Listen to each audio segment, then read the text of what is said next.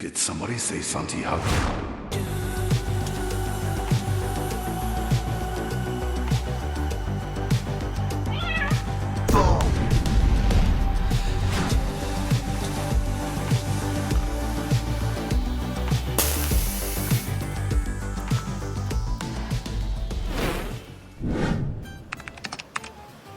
If you see that. Stonehenge, Stonehenge. It's crazy. Anyways, folks, we're leaving. Well, we again, the royal we are leaving Zarautz, and well, I'm on my way to Deba. so yeah, I don't necessarily know if there's going to be a race for beds today. Granted, I'm up early. However, you have no idea. It's now 7:20. I probably could have left it, I don't know, 5:45. But I locked myself out of my bedroom not in my bedroom, but the dorm. I didn't have my card with me when I went to the bathroom to take a shower. That's right, I'm a morning showerer. Yeah, left my key card in my bunk, so I couldn't get in there. I was like, no. And I immediately knew when I shut the door that I was locked out. And so I was like, I'm just going to enjoy this shower. I then stood out there in my underwear, wait for someone to open the door. And I just sat out there waiting. And I waited for about an hour and a half for someone else in that room. I had to go to the bathroom. And then I scared the hell out of them. I started jumping for joy in the middle of the night or in the dark. The Camino provides. So, again, if I haven't mentioned already, the pilgrimage, know this going in, is a lot of hurry up and wait. Sometimes it's you doing this, sometimes it's the Camino doing this, and sometimes it's people that hate you doing this to you. I'm sure of it. Though I can't prove anything. Pretty sure. Anyways, so hiking on a Zarautz. Oh, someone's throwing out a perfectly good boat. Look at that. Yeah, I guess that's how you dispose of them here. It's not bad. A little paint, fix that thing right up, take it all the way to Finisterre. Anyways, guys, so again, look at this sunrise. Yeah, I could have seen that in person. Instead, I was locked inside a building like a schmuck. I'll be tuned back in a little bit once I get on the road and get my head together. Meaning, put tortilla in my face.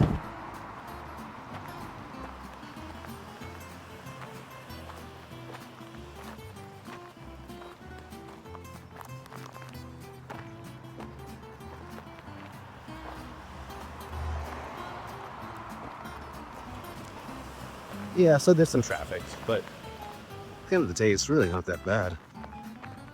I know some people really dislike the cities or the cityscape, but personally for me, it's welcome. I love the country, don't get me wrong, I love being off in the middle of nowhere, but it's also refreshing. I don't know if it's refreshing is the right word, but it's also comforting maybe when you get into a city, because the cities here, oh, I mean, for the most part, they're medieval. I mean, and there's the old part of most cities. So I find that, I don't know, I'm a history buff, so maybe that's why it appeals to me. But not only that, it's just, I like being able to find peanut butter. Sorry. Mantequilla de mani. Cacahuete. Remember that, people. Mantequilla de, and you know what? It just occurred to me, I forgot the jar of peanut butter I just bought yesterday. Don't believe I did that. I even have a special empty tube with me to fill up with peanut butter because I don't want to carry those jars around. I've done that in the past. Yeah, no me gusta para nada. Yeah, look at that. So I believe I need to take a left relatively soon. I don't know if you can hear me. The wind is probably distorting all of my vocals at this point. But I apologize for that.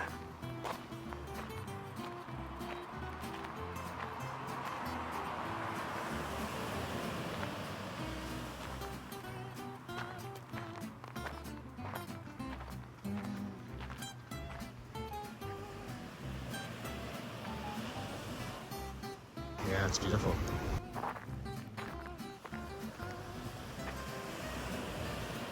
Okay, folks. I'll tune back in as soon as I get into town. There's a tortilla there, I suspect, with my name on it. Gosh darn it. Ciao. Okay, another observation I'd like to make. Again, not a critique, just a cultural observation. This is me, I'm a community anthropologist. Yeah, the hat, I'm like a turtle right now. I'm a Camino turtle. It's hot, and it's humid. It's beachy. What was I talking about? Oh yeah, observation. So, I don't know what it is, but just people here are not as friendly as on the Camino. And I mean like the locals. It's, yeah, and they're probably just burnt out on tourists. And then as time goes on, they'll realize that hopefully we're slightly más diferente. I don't know. Maybe we're not.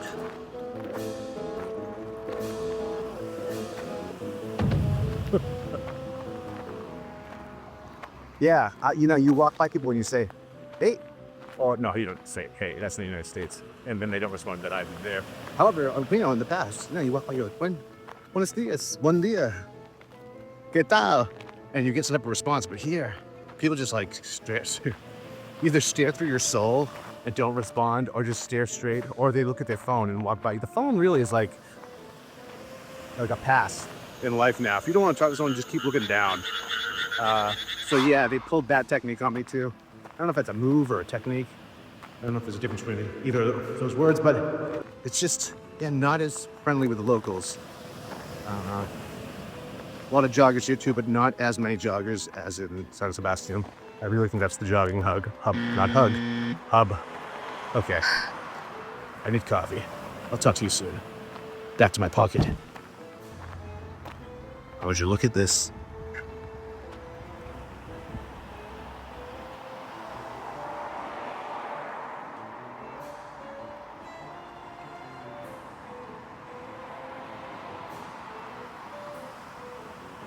Couldn't ask for a better day. I could, but what's the point, really? There's one pretty much happening right in front of me.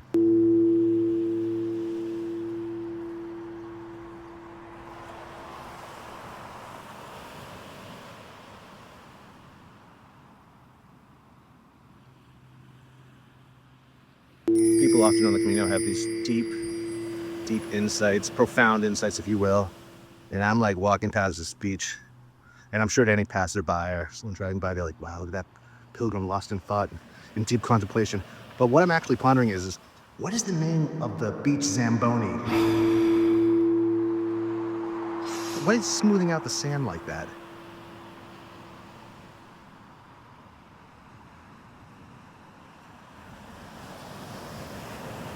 I mean, is it a Zamboni? Did they call it? Is it the same word?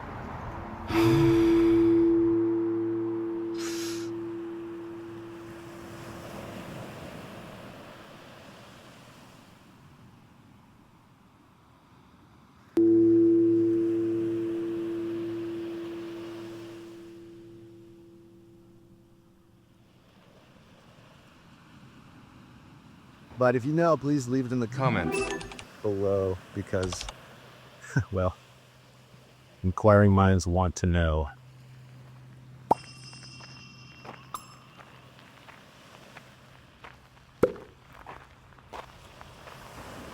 Buen día.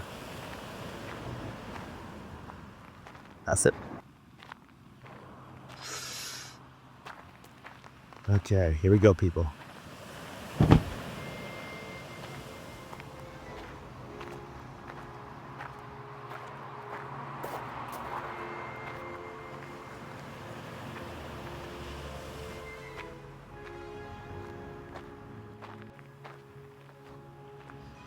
With all the bamboo forests and whatnot here, and just like the lushness, I get like this super tropical vibe.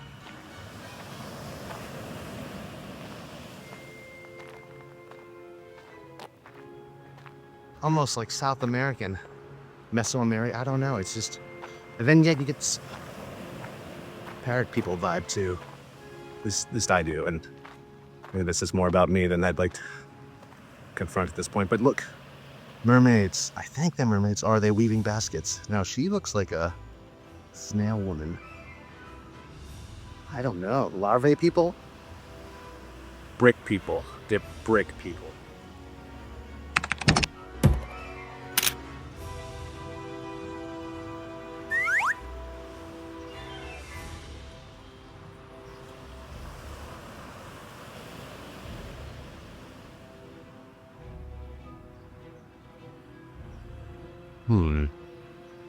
Okay. Primus circumcised me. Something like that, though. This might have been the place where you go. Oh. Did I also see an open gate? I did. Going in.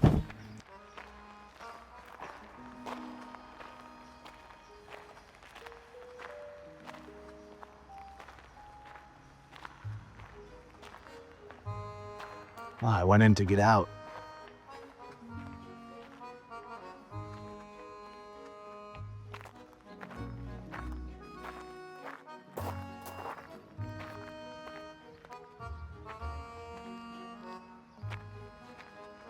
You know, I'll put on the screen what this place is.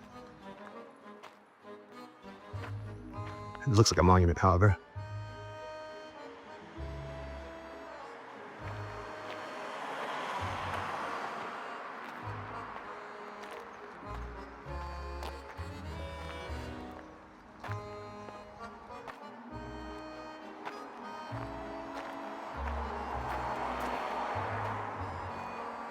Now this would be a badass coffee shop.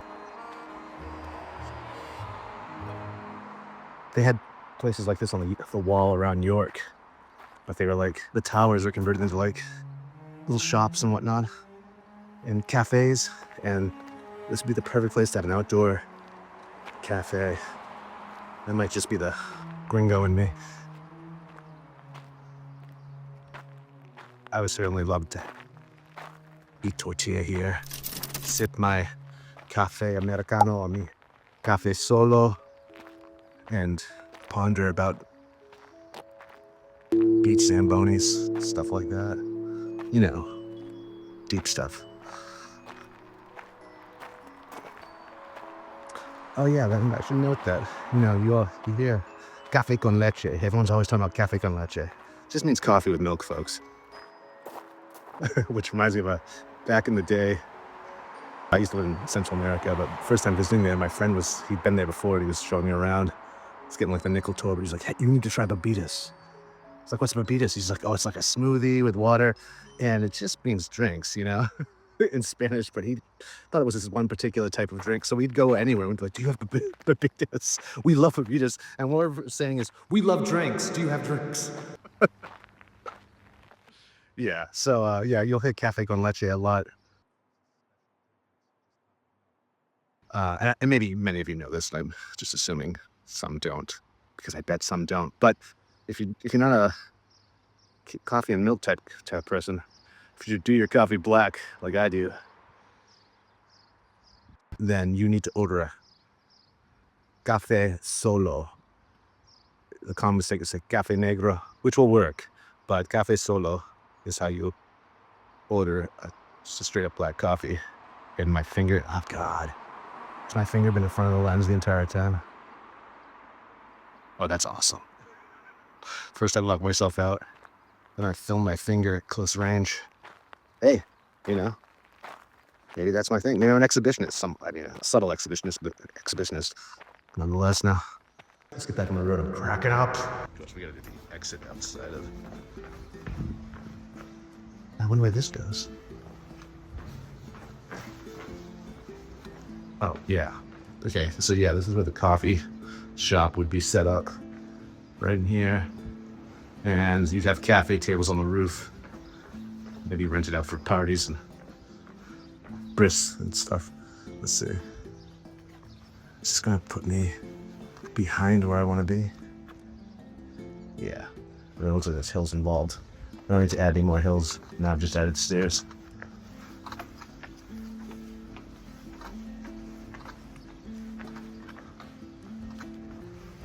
Okay, we're gonna burst out on the street. Probably scare the hell out of somebody. Oh, and I've realized, okay, the trick to getting a response from people is to say what you've been saying. Keep saying one day, don't give up there. Just increase the volume. and make crazy eye contact. You'll get a response. Sometimes it's muffled, but you'll get a response, and I promise you, it's working. Welcome to Heteria, a charming fishing village with a legacy that punches well above its size. Aside from being the birthplace of Juan Sebastian Elcano, the first man to circumnavigate the globe, as we just covered, Heteria also has a culinary claim to fame as the birthplace, now get this, of grilled fish! Right? It all started here. Restaurants here still serve fresh catch cooked over open flame in a traditional Basque style.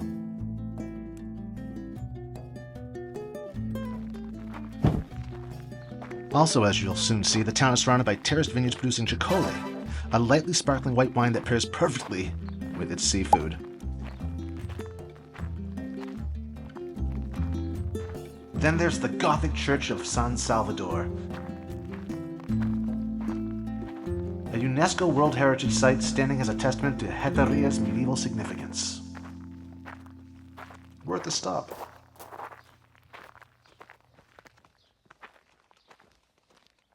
These are the rocks that feel like people punching the bottom of your feet.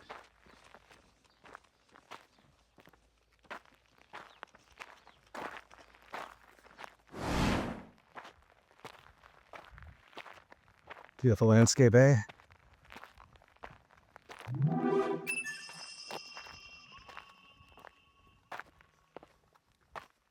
And then, boom.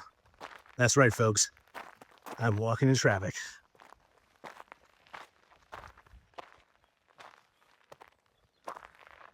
Someone needs to write a song called Walking in Traffic, in the key of Walking in Memphis, maybe?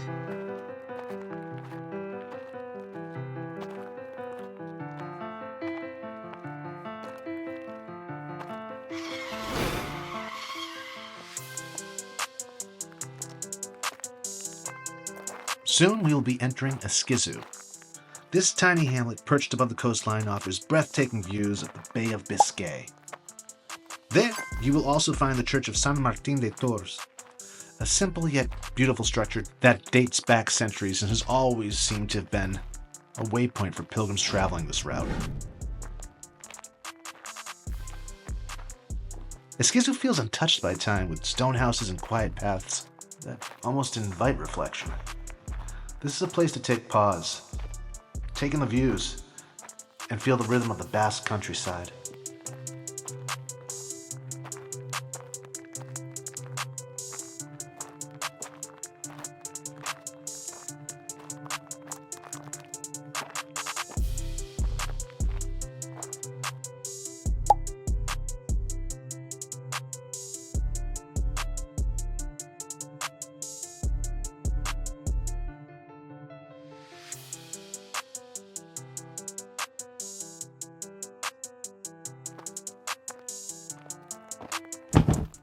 Do you think someone's trademarked the yellow arrow yet?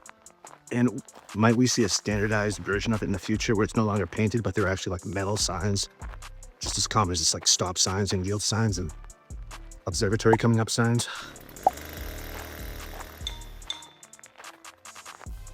Oh, it's not a chainsaw.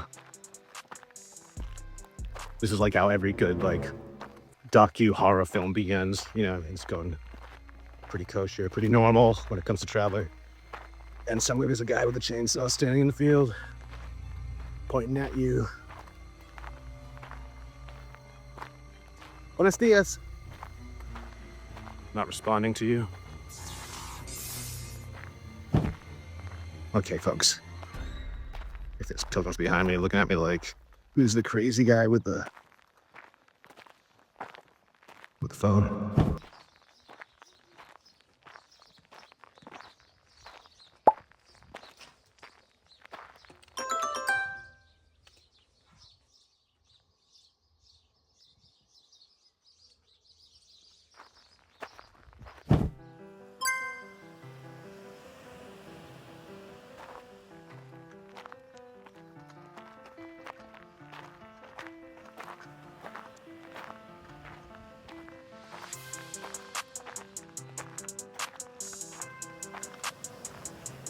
I hear dogs, cows,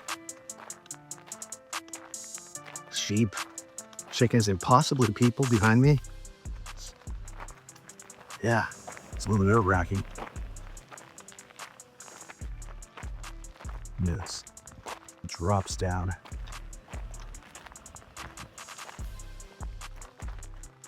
I appreciate those animals with cloven hoofs that can do this. I mean, I'm bitching and moaning about the shoes I'm wearing trying to do this hike. And you got these animals and I don't know, they're heels? Cloven hoofs like heels? I don't think so. Clearly I know nothing about heels. But you know what I mean. And they're all over this terrain. Stuck to the ground by cloven hoofs.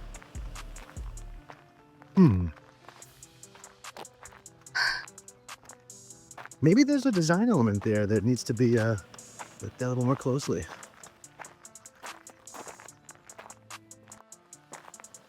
What type of shoes do you wear, man? You get the new clothings? Yeah. I don't like this season's colors though, but I need to find an open spot. The Camino del Norte, a roller coaster of coastal beauty and endurance.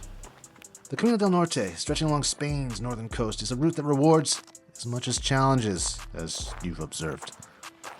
Often regarded as one of the most picturesque Camino routes, the Norte tempts pilgrims with stunning coastal views, lush green landscapes, and charming, very charming I assure you, Basque and Cantabrian towns. But make no mistake, this path demands stamina, grit, and a readiness to embrace the hills. Lots of them.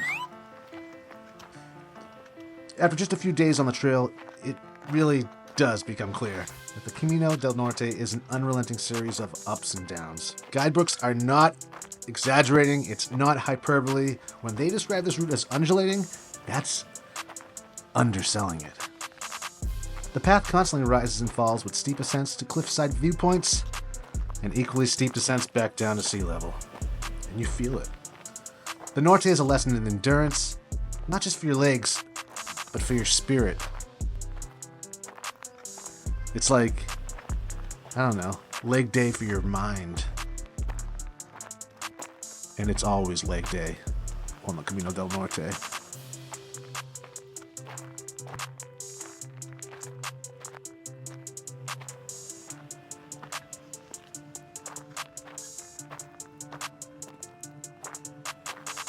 And what makes the Norte so special? The physical challenge is only part of the story. As you climb, you're rewarded with some of the most dramatic vistas on any Camino route. Rugged cliffs plunging into the sea, golden beaches stretching below, and misty hillsides dotted with red-roofed villages. The daily grind of the route is softened by the chance to sample regional delicacies, like the pinchos of San Sebastian. One could say it's as much a cultural feast as it is a physical trial. What's around this bend? You know, there's something to be said about doing a different Camino every now and then, because everything's a surprise again. It's like shaking up the Etch-a-Sketch of your mind. That's pretty profound. Okay. You know, sacrificing some photo, some Kodak, some Prozac moments, Kozak. I'm separating some, I don't know what I'm doing. Separating my laundry? It's always come back to laundry. There was a couple photo opportunities there, but I just kept the video running. You're welcome.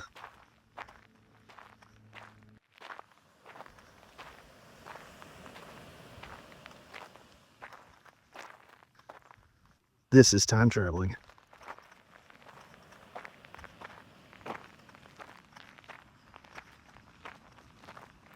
Ah, I see a pilgrim up ahead. I'm looking for my friend John. He was laughing at me this morning as I was locked out of the room.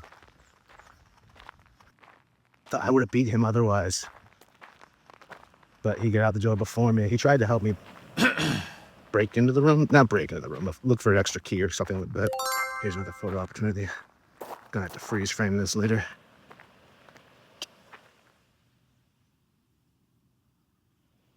Not gonna take that, but I'll hop back in, don't worry. That's like another version of When Nature Calls, but in a good way. Well, in a not so socially awkward way.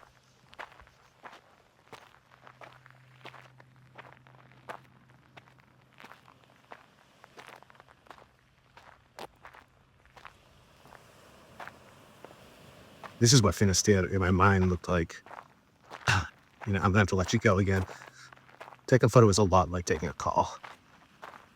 Or the urge to take a photo. It's like, excuse me, give me 1 second. Okay, I'll be right back. Oh, that was crazy. It got all Disney for a second. I'm telling you, cool stuff happened when I turned off that camera. Birds came out, bunnies, there was no bunnies, but the birds definitely flew by the frame. And the timing couldn't have been better.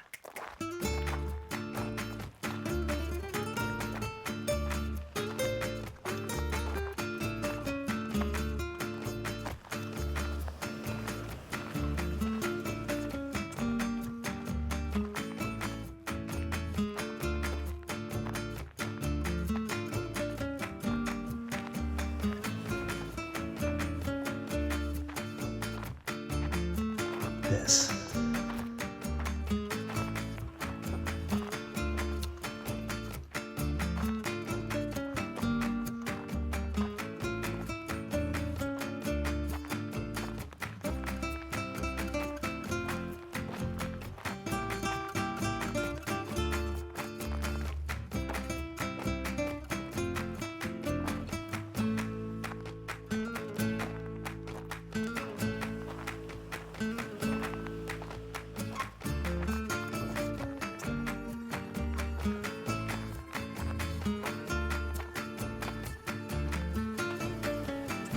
Maybe that's into a stone barrier. I think there's a little audience over here watching the storm barrier. Watchers of the storm barrier.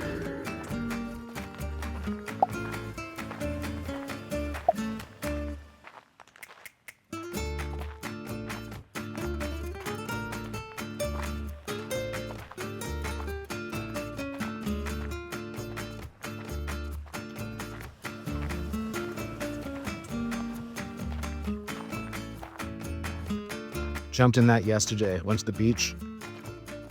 It was like 3 minutes away from the awesome albergue Bly Bly, Hostel Bly Bly. Remember that, folks. In Zarautz. It was great. It was a really great hostel. I have to say, all the hostels I've been to so far on this trip are high quality.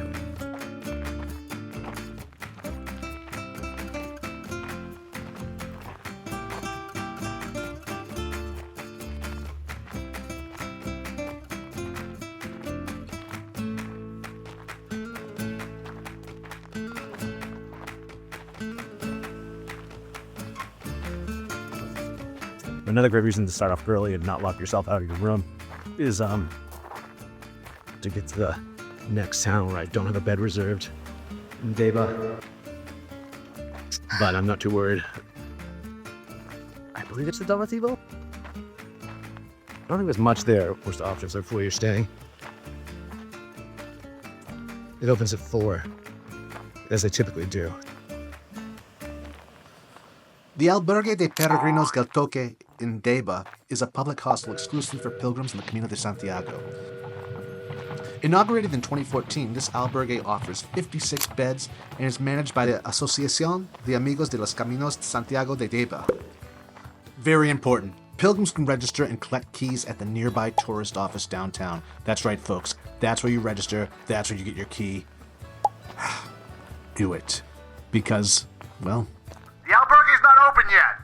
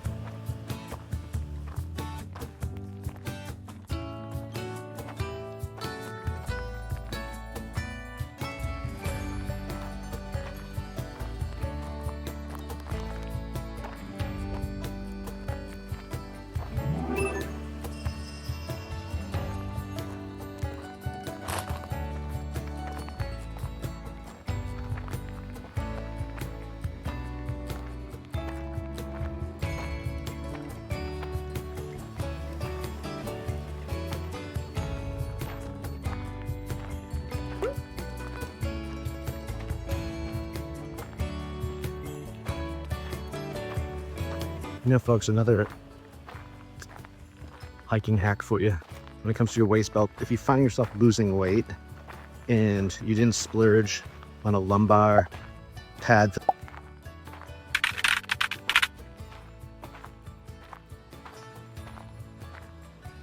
you can also, I'd found out, use a microfiber towel. Smaller the better, as long as it's enough of it to kind of stuff with a t-shirt, not kind of stuff, actually stuff with a t-shirt or any type of material, really. Something foamy, well, or soft, I guess, bunchy, maybe bunchy. And wrap that in like almost like you're rolling a cigarette, I suppose, but, oh no, making lasagna. No, lasagna, making ravioli. Put it in the center of that, roll it up, and then wedge that between your back and the belt. And I like to use silicone gear ties. I just like to keep them on my bag, just twisted up on one of the loops at the ready at all times for situations such as this, so you can improvise on your feet. So yeah, pick up gear ties.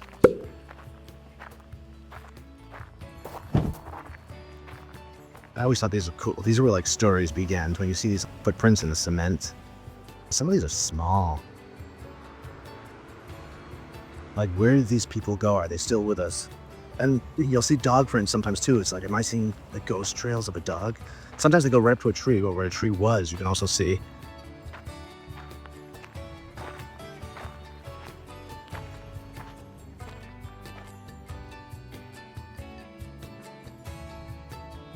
These pilgrims were hardcore.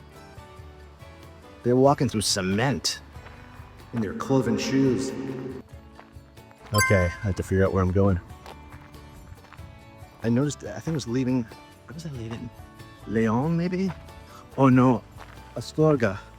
Leaving Astorga, I'm almost certain, when you're walking down the hill out of town, look in the concrete, you'll see where trees were, because there's still gaping holes or whatever, and you'll see the footprints of like dogs using the trees that were once there, that are no longer, and people. And you'll see that all other places of the trail, and it's just like, it's like captured this physical photo of the concrete did.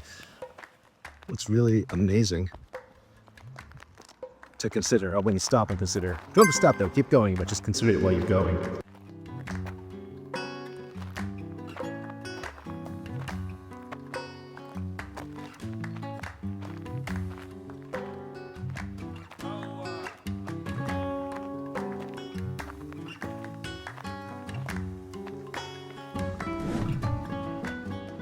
Oh, I might have stepped through a portal at some point. I suspect it was near those cubes.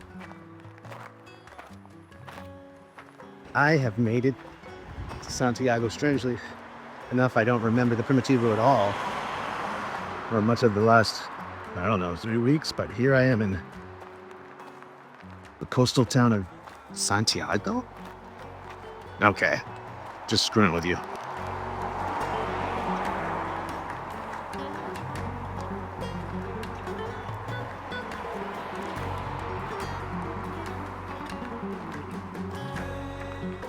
These are just the marshlands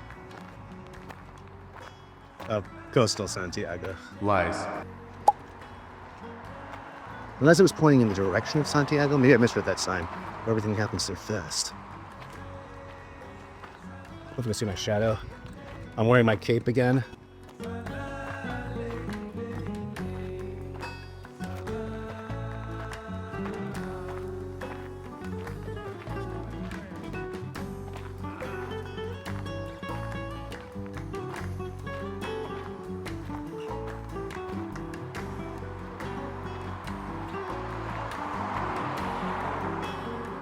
Well, I found the mushrooms for this level.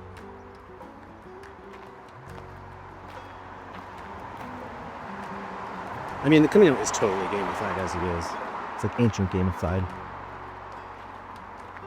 Getting deeper.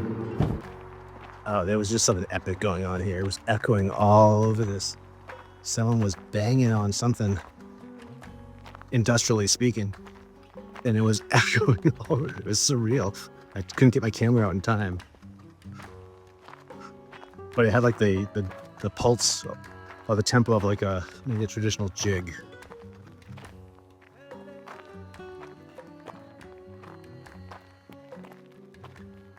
Maybe that was used to wake up something.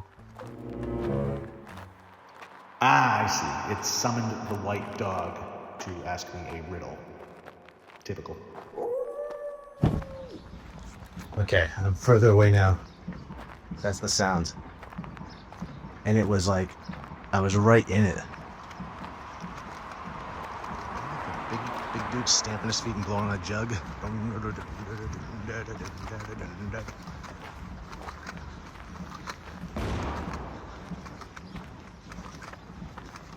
And it's echoing all around here. I'm sure this music is not doing this justice. I veered off the Camino by accident. It's not as clear how there it is. There's an arrow. Por fin.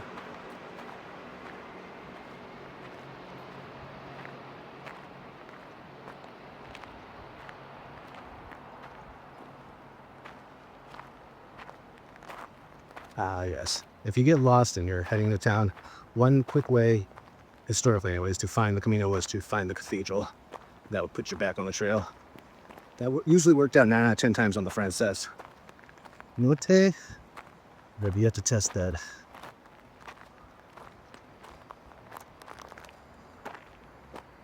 There's an arrow.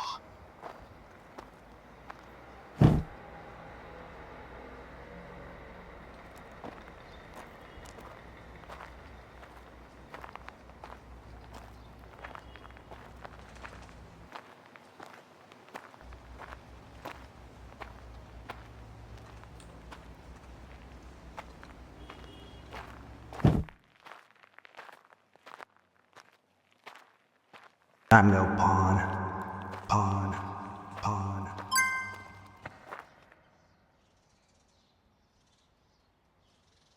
Was that profound? Yeah. I mean, pick your path here, people. This is too cruel. Which way do you prefer? I'm gonna try this one.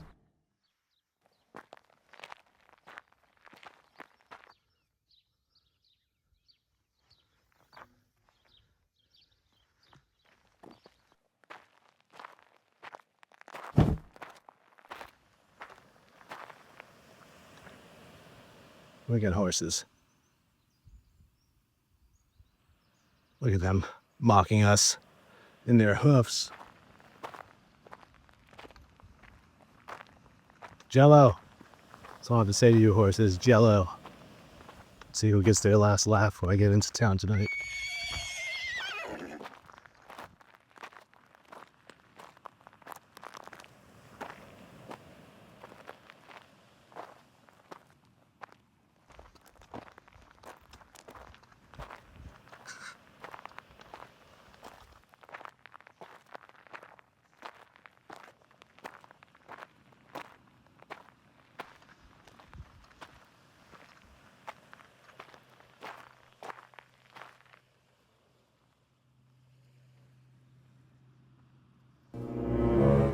I got one with a scythe behind me. Buen camino. I'm very close to the road. I didn't know what to do there.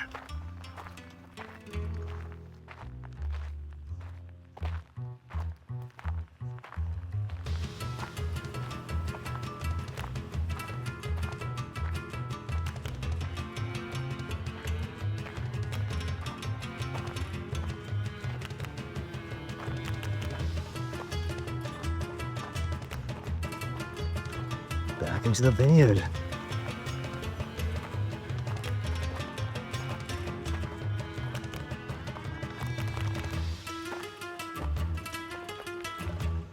I really need to eat something today.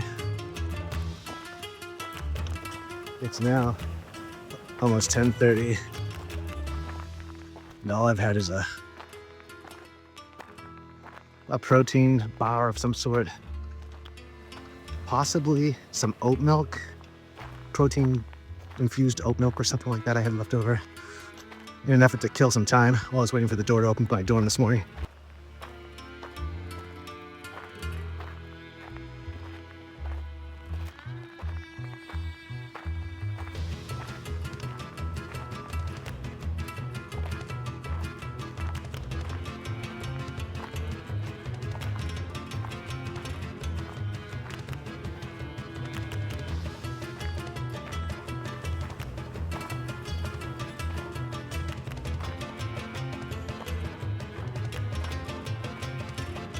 Old Basque man, that sounds like a superhero.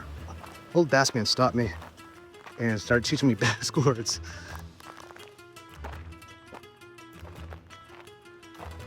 And I wish I pulled out the camera, I should have. And filmed him. All I can remember is the word for. So I don't know how handy this will be, folks, but it's Lao. Lao is for. I don't know why he thought that was important to teach me that one, but he did.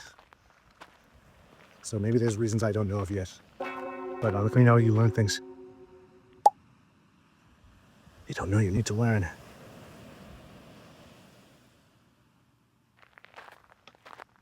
We'll get to that point where, like, my life will depend on me being able to say the word for in Basque. Yeah. When I film my Camino movie, it's going to be completely different than everything you've seen before. And there will be zombies. Vegetarian zombies, however, and they'll just be in the background of scenes. We won't even mention them. They're just there. Driving scooters. Vespas.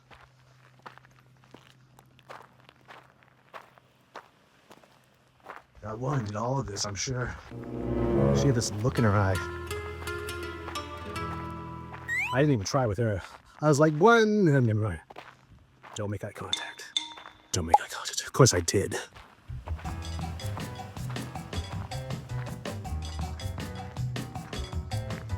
Zumaya! That's right, folks. We are soon to be entering the lands of Zumaya. Zumaya is famed for its dramatic Flish cliffs, where layers of rock reveal millions upon millions of years of the Earth's history. This natural wonder has drawn geologists and filmmakers alike. That's right, the Flish formations were even featured in Game of Thrones, for all you Game of Thrones fans out there. And then there's the San Telmo Hermitage. This is not only epic, it's dramatic. Perched atop the cliffs overlooking the Azuran beach in Zumaya, it's a site both historical and culturally significant. The earliest recorded mention of the Hermitage dates back to 1540, dedicated to Saint Telmo, the patron saint of sailors, of course. It has long served as a spiritual haven for those connected to the sea. Architecturally speaking, while the exterior of the Hermitage is modest, the interior houses a notable 18th century Rococo altarpiece crafted from wood. This altarpiece is distinctive for its lack of polychrome or gilding, showcasing the natural beauty of the material. The Hermitage gained international attention when it was featured in the Spanish film Ocho Apellidos Vascos. A pivotal wedding scene was filmed here, highlighting the Hermitage's picturesque setting and cultural importance. Now, mark your calendar, because each April in Zumaya, they host the San Telmo Festival, honoring the town's maritime heritage. The Hermitage really becomes a focal point during these festivities, with processions and events that celebrate the community's deep-rooted connection to the ocean and the sea. Zumaya's old town is equally captivating, with narrow streets and the Church of San Pedro.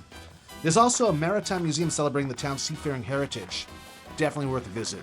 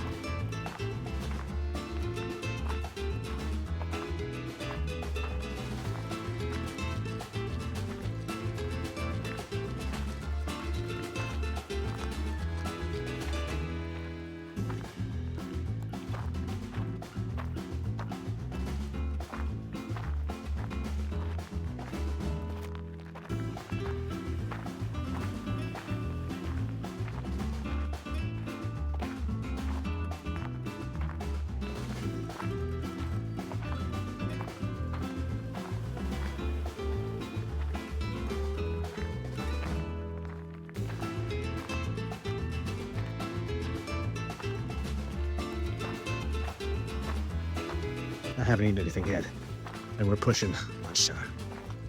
By this time, on other Caminos, people have had their third breakfast, sometimes their fourth. At least I have some coffee in me, so that's always good.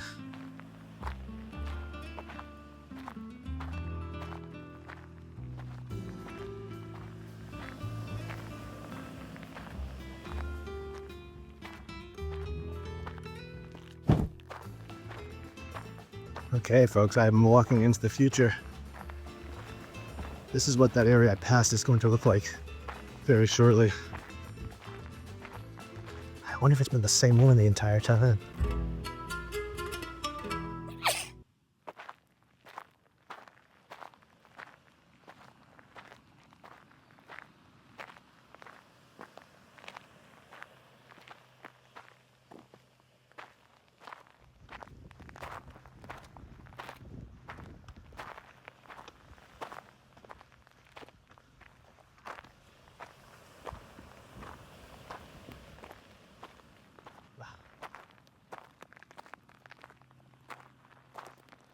This is a harder route, much harder than the Frances.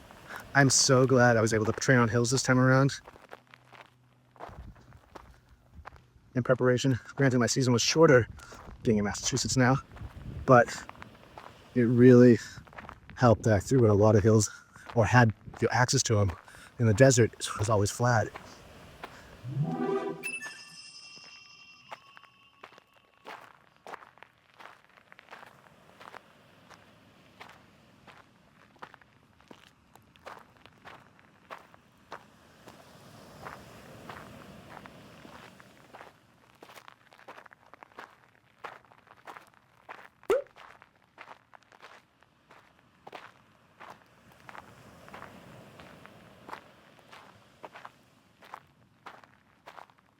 So glad I got hills in with weights.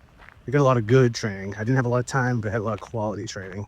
And I was wearing resistance pants too, which I've only recently stopped calling training pants because that caused a lot of confusion and strange looks.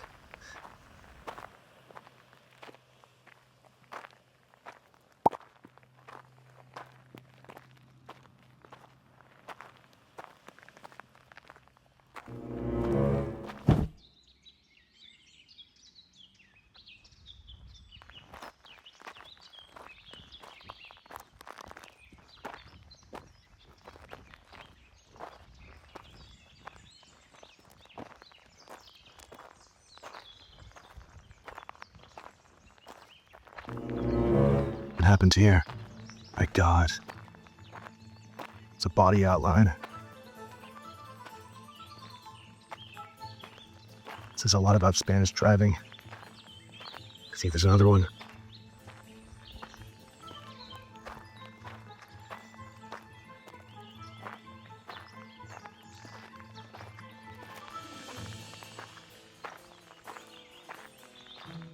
Buen día. Gracias. It's another one.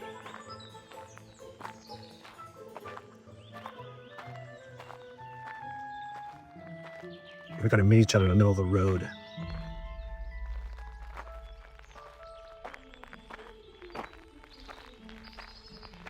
Don't know. No way. I see another one.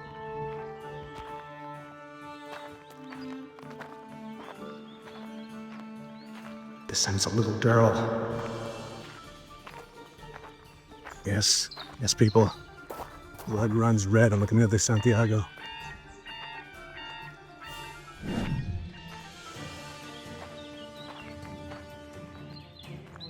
One minute you're alive and walking down the road. Next minute, you're a painted person on the pavement. Alliteration. Okay, here we go. You have very few shells, more arrows than shells on this version. Well, you can't get that wrong. It's always weird when they double up on arrows or triple up or quadruple up. You see that sometimes. It's like, where you could spread those arrows out. But look, there's another one. They all look the same too. Wait a minute. These aren't body outlines.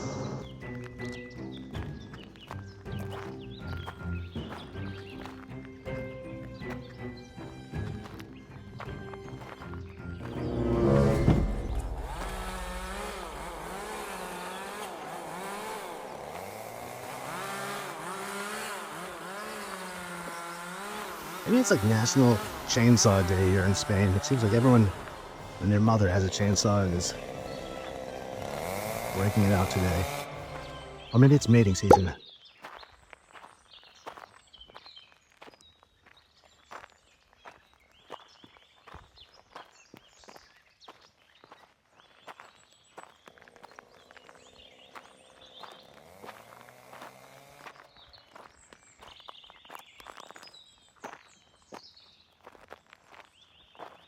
I still don't really know what this people thing is. I guess it's like the walking zone, maybe. But it's like men on the right side, women on the left. They're a little old-fashioned here.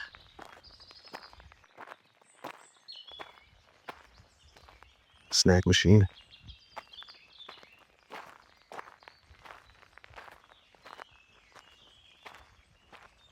My kingdom for a tortilla.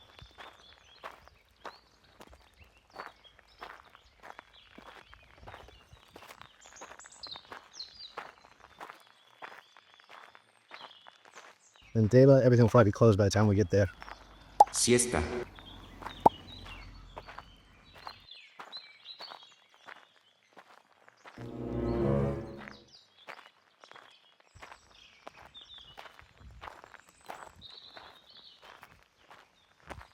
Okay. Well, that's just ominous. I mean, that's...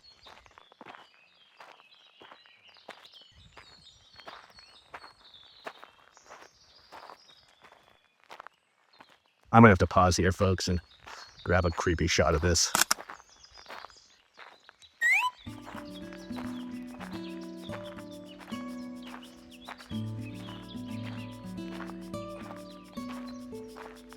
Another damn hill.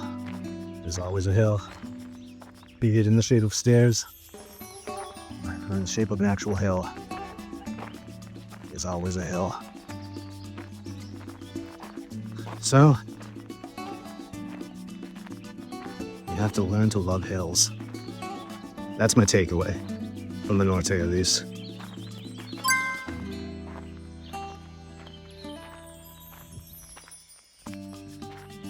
Be careful walking that street. Really, it's like walking a tightrope at some of these places.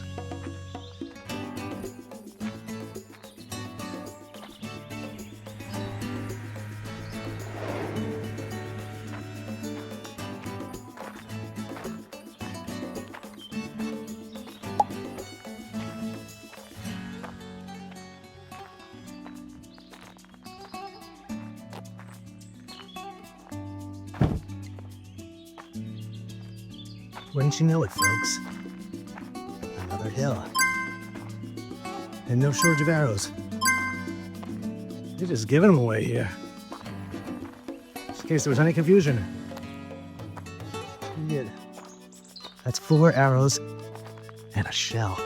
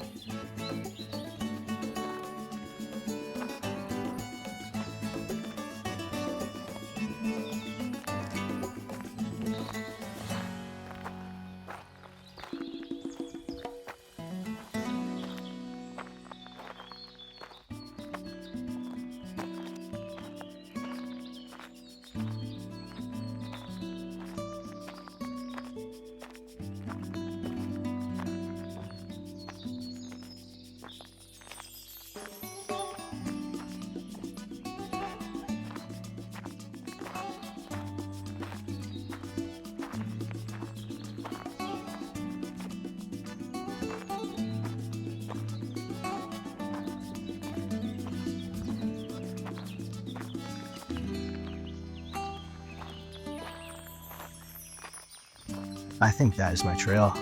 Right there, going right up the mountain and over it. We're going down there. I bet that's it. If that's it, next time I'll be filming this road from that perspective. From right up there, I'll be looking down here. And I'll be doing a similar shot where I'm up there, pointing down here. Then I'll connect it to this, and maybe I'll put it right here. And I'll be pointing at each other. Actually, if I can do like that Michelangelo. With myself, past self versus future self. I don't know. Things are getting blurry, folks. I need to eat. Folks, I figured out why the driving here is so crazy pants. It's in the wrong language. Not their fault. They know not what to do. Why the stop signs? For God's sakes, why are they in English? Why, God, why? This is giving me vertigo.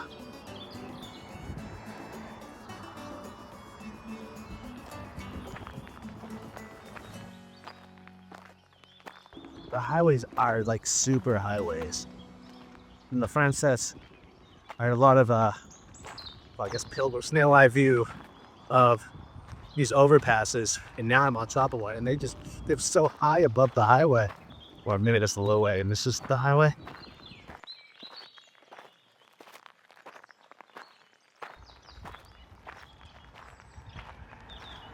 Okay, folks, so a fellow pilgrim just explained to me at the bar that I was on the wrong way. I was on the coastal route. She was talking about the coastal route. I was like, yeah, I'm on the coastal route. She's like, she's looking around. She's like, no, you're not. Huh. Swear to God, I started on the coastal route, which I did. You guys will vouch for me, I know.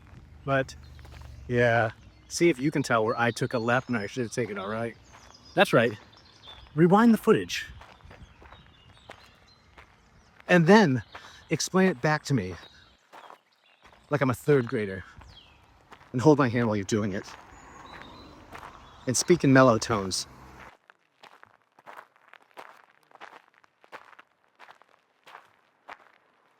Back on the highway. You know, some pilgrims yesterday warned me of this. They were going the opposite way, dressed as salmon. They told me I was in store for a lot of road walking. I laughed it off because I was like, I'm going to the coast. I have a feeling if I went the coastal route as intended, I'd also be on some highway.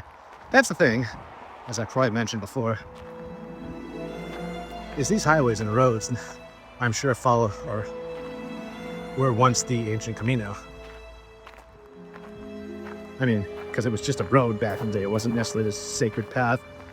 But with some people doing it, it cuts itself out. And that's the first place you're going to tower over, right? When it's time to build a road. So, yeah, it's dangerous. It's not the prettiest. But underneath this is its magical chocolate scent there. There's a legend you may hear en route to Deba. An enduring tale that speaks of a weary pilgrim who arrived in Deba during a severe storm. Seeking refuge, he was welcomed by the townspeople and offered shelter in the church of Santa Maria. Grateful for their kindness, the pilgrim revealed himself to be a skilled artisan, and in gratitude crafted a beautiful wooden statue of Mary. This statue, believed to possess miraculous qualities, became a revered relic, attracting pilgrims from far and wide, solidifying Deba's reputation as a place of divine favor.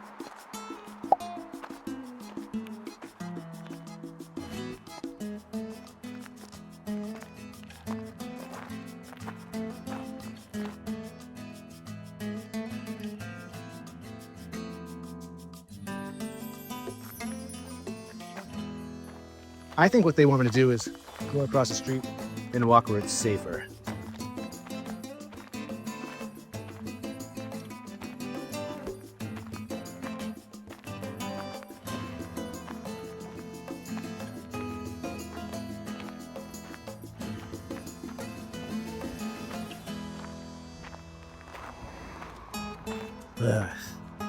Now I gotta take the tips off again. Oh wait, do I? Maybe not. I mean, it's a pain in the butt, but it's totally worth it, folks, to keep putting on and taking off your tips. So relax, all you party people. Tips. On this, keep your tips on. On that, take your tips off.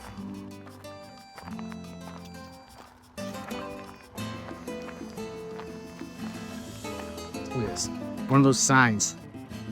One of those little signs was a casualty here. How do you even hit one of those things? Like, that was probably someone's mirror on the side of their car.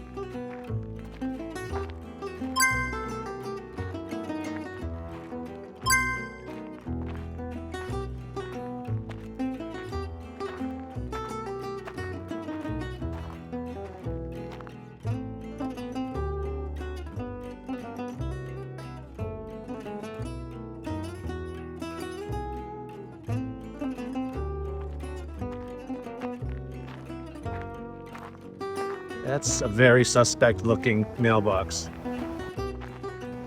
Does a baseball player live here?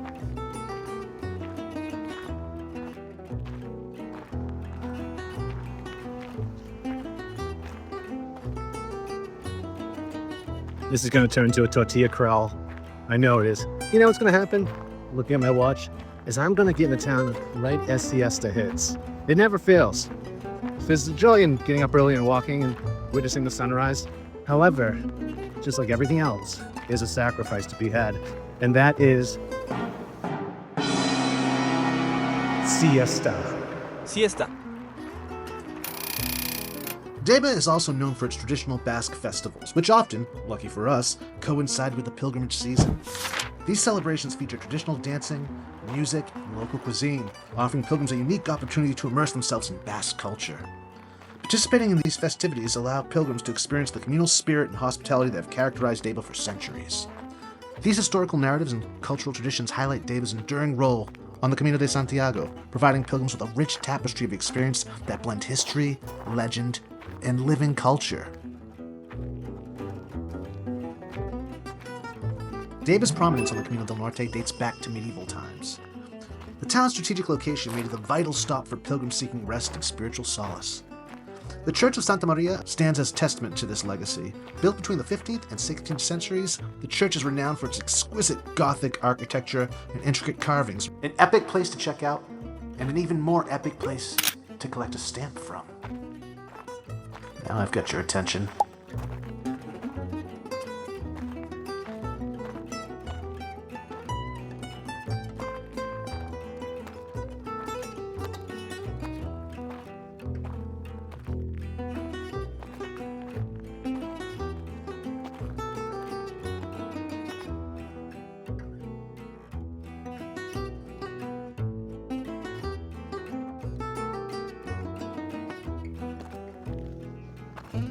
It's like its own little special world here.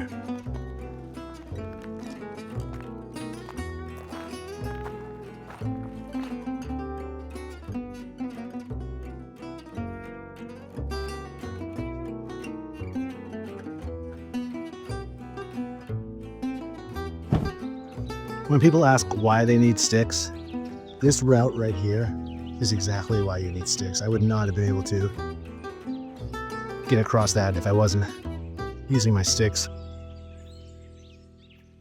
because you're literally walking sideways. Anyways, use sticks. Ladies and gentlemen, it is noon. I believe it's the 6th. I believe it's June 6th. I also believe I'm heading into Deba. This reminds me a lot of anything into, I think, La Garoña. I'm in flashbacks.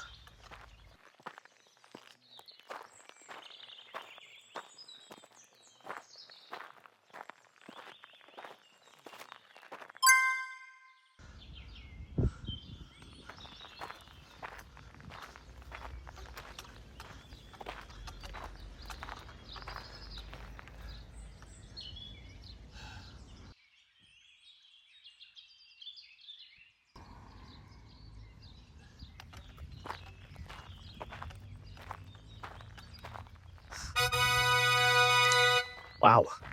Okay, there's the church. Is this? Oh, this isn't Deba. It's Saspi Hauzoa.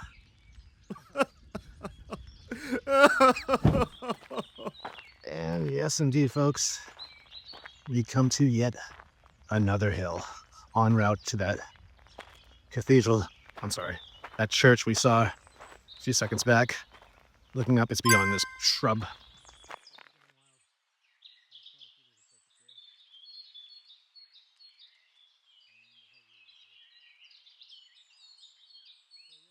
Further advice for anyone considering doing the Norte?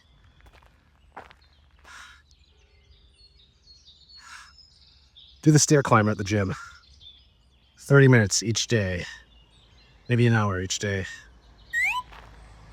But here we go.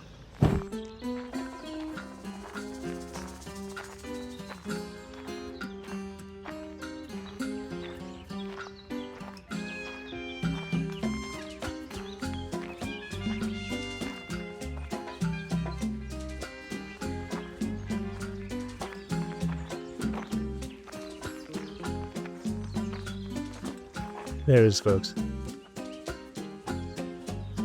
It's gonna be cool inside of that church.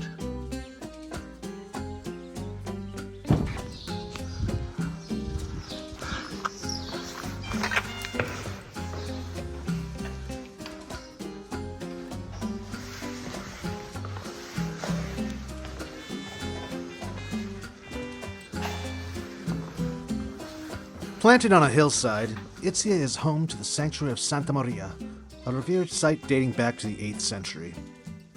Sanctuary's Romanesque Gothic architecture is quite stunning, and its history is intertwined with centuries and centuries of pilgrimage. Local folklore tells of miracles attributed to the Virgin of Itzia, marking this a deeply spiritual stop. The village itself offers a mix of charming shops and traditional Basque eateries, if you can find one that's open at this hour.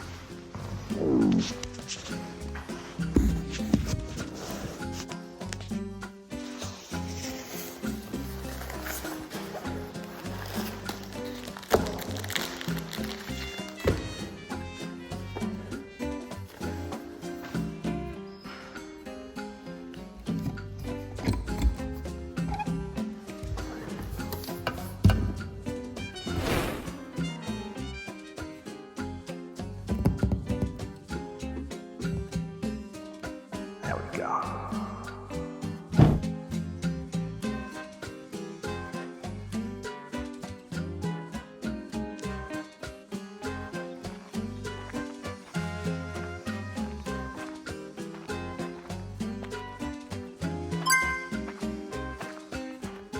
Now we're going the right way.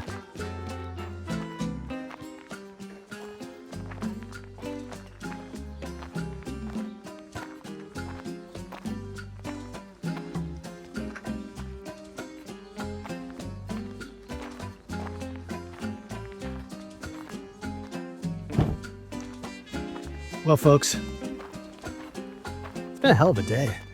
My watch says I've been doing this for 2 hours and 22 minutes. That's a lie, 'cause I'm a schmuck and accidentally paused it at some point. That's the problem with timing your walks or using an app is you're doing this all day, so you have a higher probability of accidentally turning stuff off that should be on. And that's what I did, so my stats are gonna be messed up for today. Oh well. It's not like it's gonna really happen, right? I mean, you guys know that. We're here at the top, the cemetery. How fitting. That girl's catching up to me. There's someone behind me. She gets just popping out of nowhere. I suspect I'm about to go over this hill and into Deba.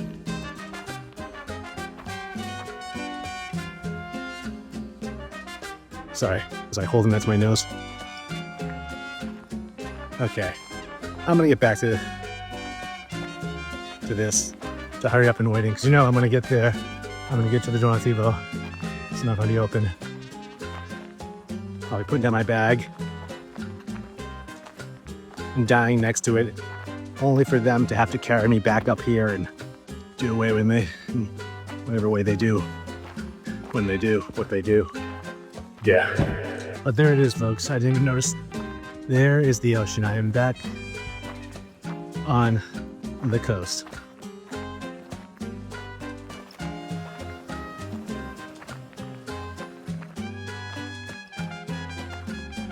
Today was a textbook example of what to expect on the Camino del Norte. A long scenic hike, almost no other pilgrims in sight, and absolutely zero food options.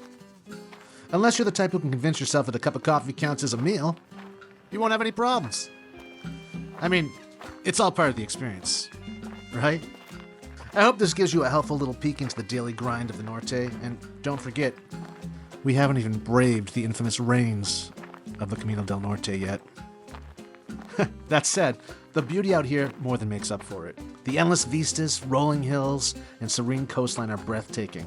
Honestly, if I thought ahead and packed a proper lunch, I could have turned today into a full-on epic picnic adventure at any of the jaw-dropping spots along the trail that I saw. So, let that be my advice for day 3. Pack yourself a good lunch, take it slow, and enjoy the little things that make this route so special. And here's a bonus tip for all you morning shower people. Don't get locked outside in the brisk morning air wearing nothing but your skivvies and that pilgrim's stubborn determination. Trust me, the Camino has a way of throwing curveballs at you when you least expect it. When it happens, and it will, don't panic. Never show fear. Take a deep breath, laugh at the absurdity of it all, and then do some jumping jacks to generate body heat. The Camino is as much about learning to roll with the punches as it is about the path itself. And believe me, the path always finds ways to keep things interesting. Now, my fellow pilgrims, sit back, relax, and soak in these final breathtaking views as we make our way into Deba. If you've enjoyed tagging along on my misadventure so far, please take a moment to like this video and subscribe to the channel. And hey, if you don't want to miss out on what the Camino throws at me next, just hit that notification bell so you'll be notified as soon as the next one drops. Thanks for watching, and thanks for your support.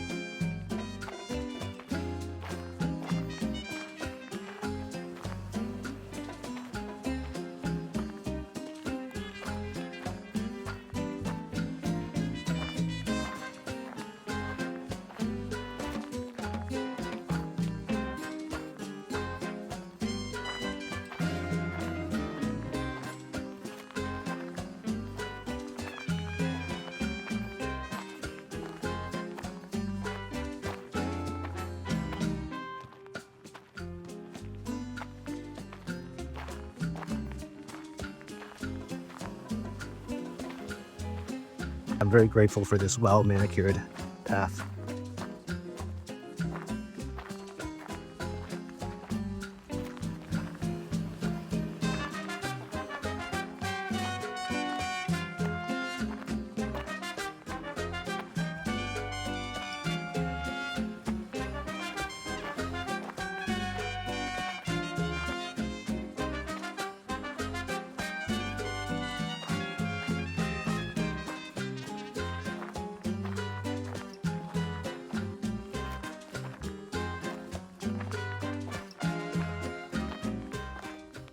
Yeah, that feeling's coming back. I remember it now. It's that achy, almost bruised feeling in your feet that by this point of the day, after walking for, over 5 or 6 hours, however long it's been, this achy, bruised type thing. I'm proud to say, however, I'm not popping ibuprofen at all. No Camino candy for me at all right now. Last year, I started off with that stuff early, and I think that's what did me in. I think that's how I hurt myself. I wasn't feeling any pain. I wasn't listening to my body. And when I was just feeding it the ibuprofen. And so, yeah, this year I told myself, no cheats in that way.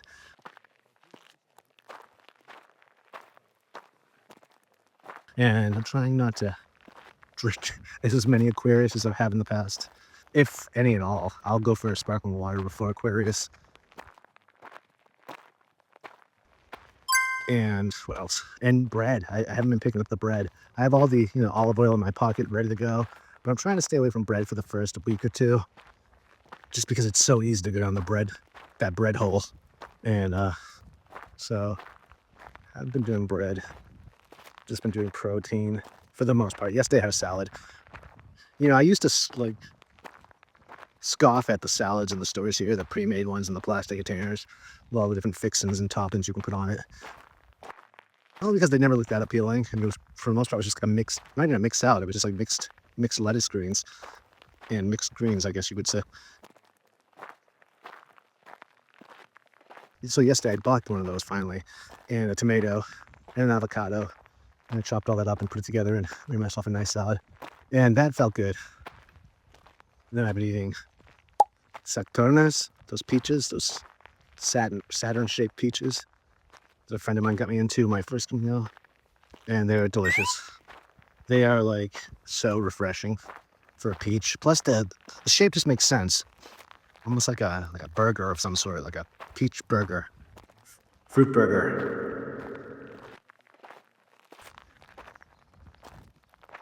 Well, I don't see why not though. I mean, if we have veggie burgers, why shouldn't we have fruit burgers?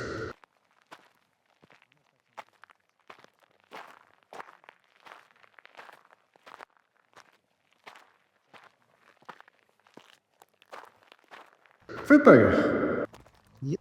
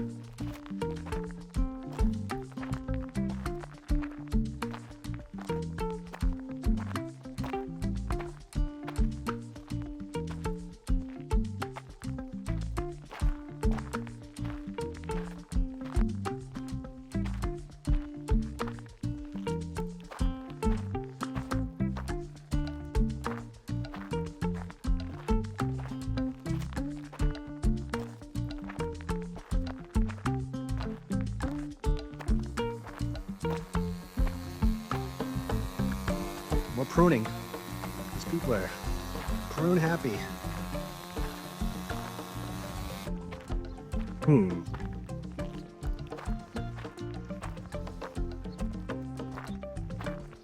They'd notice me.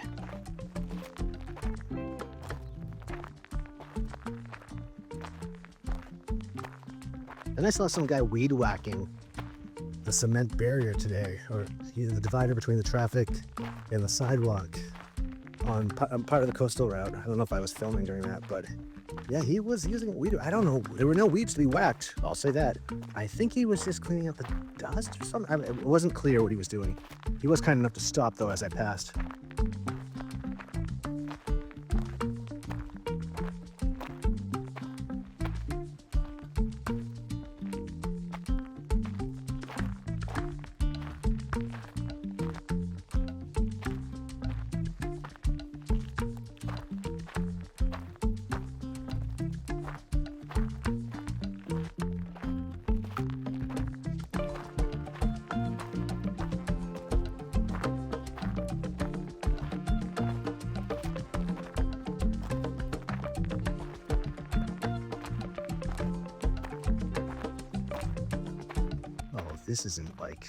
This is almost too quiet here.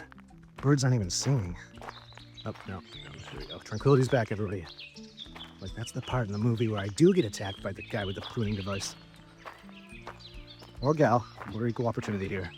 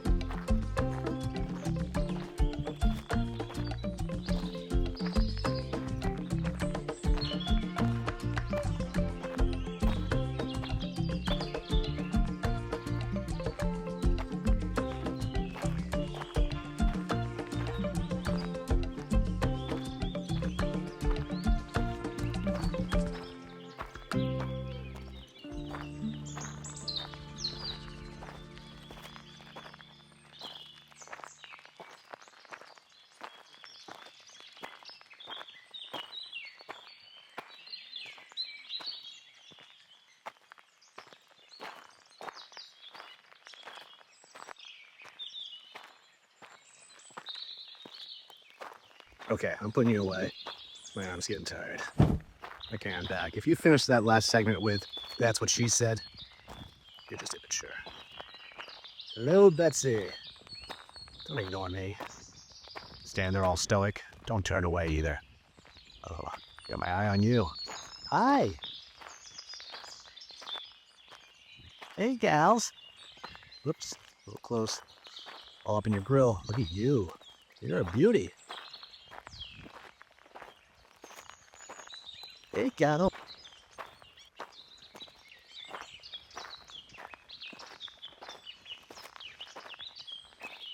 Oh, look at another cow. Let's see. They're gonna surprise this cow. Don't surprise the cow. They're bigger than us. Just sitting there, chewing your cud. Northern Spain, particularly regions like Galicia, Asturias, and Basque Country, is home to a variety of cattle breeds. These cows are often valued for their milk, meat, and adaptability to the lush, mountainous landscapes of the region. This particular breed, however, is the legendary Rubia Gallega, known for its high-quality beef and often used for premium cuts like chuletón, which is ribeye. So keep that in mind when you're looking at the menu. As for characteristics of this bovine beauty, it's medium to large, possesses a reddish golden coat, hardy, and well suited for grazing in the green pastures of Spain.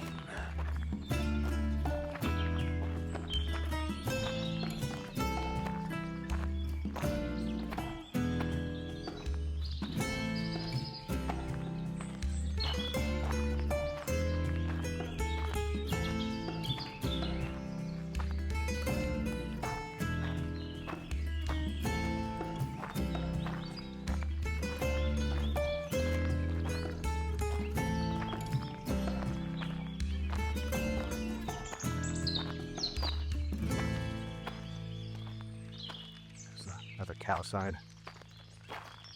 Seems a little late. Buen Camino. This is like a fine example of the Camino, or any Camino in Spain, really.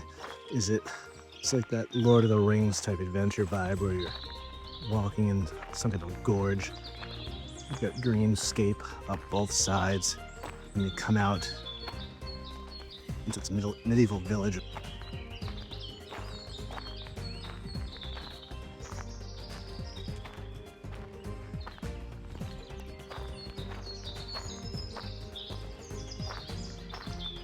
It almost looks like that's a path for there, but that might be an animal path.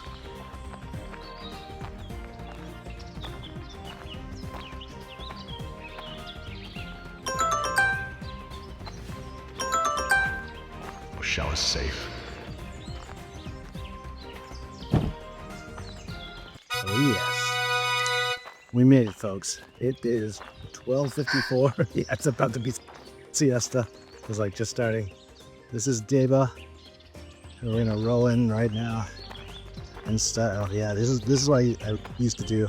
The last few days on the commute, I've been starting off a little bit later than what I typically would. Today, even though I was locked out and had to wait for a little bit, I still got an earlier start. And this is what I'm used to, is showing up around noon or 1. And it's sometime before 2. If you're a future albergue owner, consider putting clothes washing apparatus outside of, if your albergue is closed until a certain time before you start letting people in. Place where they can start their laundry, at least something to do with their time. Because I would love to wash my clothes now. I hate to drive it now. I'm going to have to wait for the place to open in order to do that. But for whatever reason, and I've mentioned this, clothes take a little bit longer to dry on the Norte. It's bizarre. It truly is. I had this conversation with someone else yesterday. And he's noticing it as well. He's done a few Caminos. And is it the ocean water? I don't know. I don't know what it is. It's different. I was thought everything would be drying faster in June, but it's clearly not to be the case.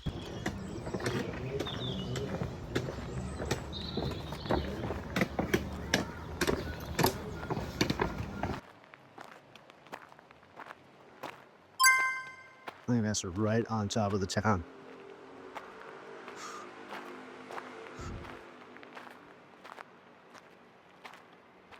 reminds me of Porto Marine for just a brief second. I'm imagining Porto Marine, and then it's clearly not.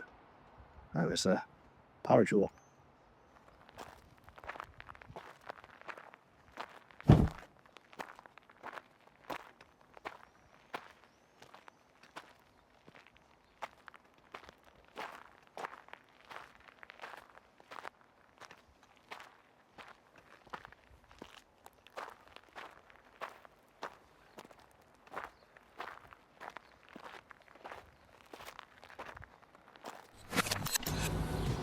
Okay, folks. So I made it to Deba. It's a pretty cool town. It's very small. They have many supermarkets, though. There's probably one supermarket, but they have many markets, fruit markets especially. They're big on fruit here. But I went to the beach earlier, dipped my feet in the water. Haven't done much. It's been a lazy rest of the day. I think I'm just going to hit the hay. It's 9 o'clock. What am I talking about? It's not even early. But I think I'm gonna hit the hay. But I wanted to check in. There's gonna be no curry tonight. I know there's the hunt for curry. It's proven, well, impossible. It turns out there are no Indian restaurants in Deba, and it makes perfect sense. Tomorrow, however, I'm going to be going to, not Makina, I'm going to be going to a town past Makina to stay at this ancient monastery that dates back to, I think, 1061 maybe, or not 1066. That's something else. Might be 1061.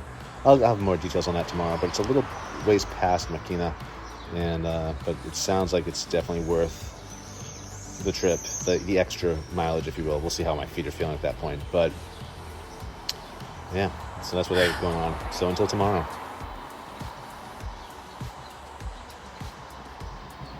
Thank you.